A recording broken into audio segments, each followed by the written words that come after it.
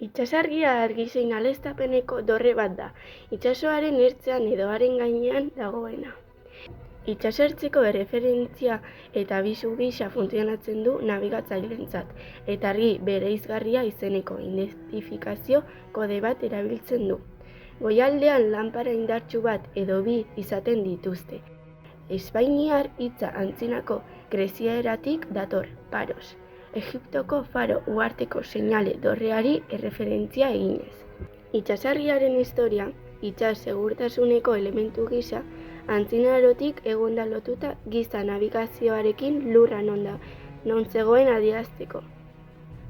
Litekeena da itsasargiak erromatarren eta greziarren garaiaren aurretik existitu izana, eta feniziarrek eta kartagotarrek sua piztea kostaldeko leku nabarmenetan altxatzen zituzten, zelatari dorreen goialdean.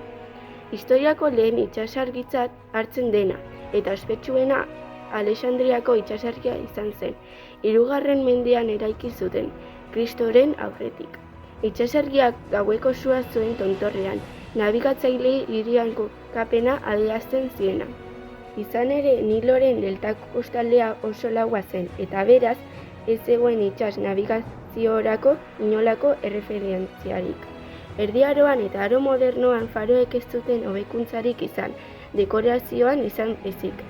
17. mendera arte faroak dorreak baino ez ziren. Goiko plataforman ikatz mundrun edo brea zurez egindako suak pizten zituztenak.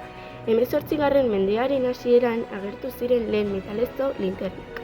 Sugarren beroari hobeto eusten ziotenak, baina mende amaierara arte ez zen aurrerapen teknologiko esanguratsurik gertatu.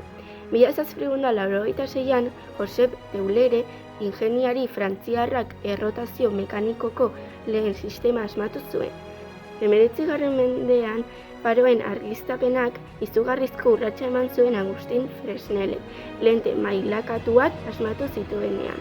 Lente horiek lente nagusi bat zeukan, lodiera txikiko eraztunez inguratuta, eta argi sorta kontzentratzen eta areagotzen zuten. Sistema horrek argi asko indartsuagoa sortzen zuen. Elikadura iturriak ere bilakaera izan zuen denborarekin, eta 17. mendetik 19. mendera hainbat erregai erabili ziren. Ikatzetik arrain olioetara, olio mineraletara eta olio vegetaletara igaro zen.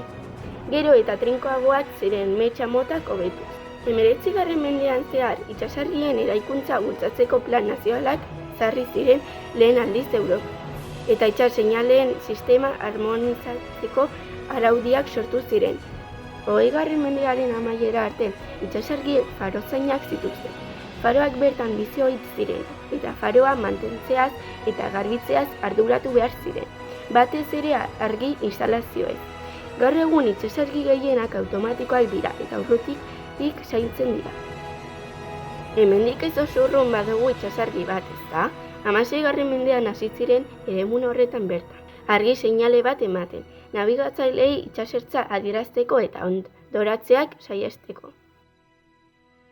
Hainbat aldaketa eta erreforma izan zituen, eta gaur egungo itsasargia 1855ean eraiki zen.